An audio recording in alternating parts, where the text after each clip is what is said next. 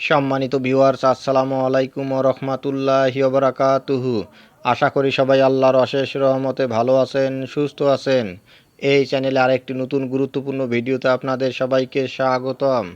আজকে আলোচনা করব স্বতন্ত্র ইবতেদায়ী মাদ্রাসা জাতীয়করণের 24 ঘন্টার আলটিমেটাম। বিস্তারিত থাকছে ভিডিওতে। এই ভিডিওটি দেখার আগে যারা এই চ্যানেলে একদম নতুন তারা অবশ্যই চ্যানেলটি সাবস্ক্রাইব করে পাশে থাকা বেল আইকনটি প্রেস করে দিন। আর যারা ইতিমধ্যে সাবস্ক্রাইব করেছেন তাদেরকে জানাই অসংখ্য ধন্যবাদ। স্বতন্ত্র ইবতেদায়ী মাদ্রাসা জাতীয়করণের 24 ঘন্টার আলটিমেটাম। আগামী 24 ঘন্টার মধ্যে স্বতন্ত্র ইবতেদায়ী মাদ্রাসা জাতীয়করণের আলটিমেটাম দেওয়া হয়েছে। নির্ধারিত সময়ে দাবি না মানলে স্বরাষ্ট্র মন্ত্রণালয় ঘেরাও হবে বলেও হুঁশিয়ারি দেওয়া হয়। সোমবার 27শে জানুয়ারি শাহবাগের জাতীয় জাদুঘর সংলগ্ন এলাকায় শিক্ষকদের অবস্থান কর্মসূচিতে এই আলটিমেটাম দেওয়া হয়।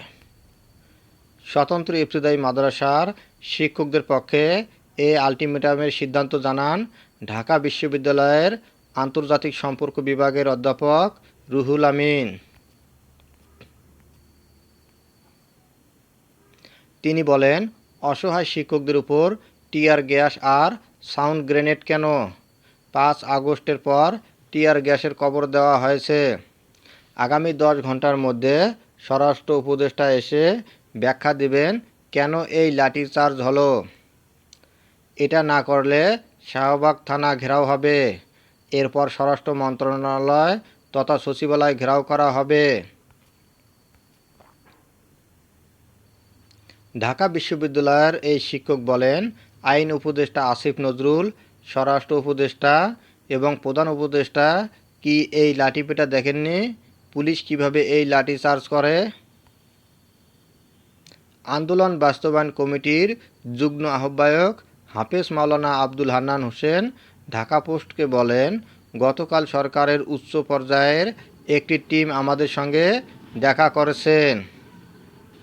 তারা বলেছেন, আজকে দিনের মধ্যে মন্ত্রণালয় থেকে এই বিষয়ে একটি সিদ্ধান্ত আসবে।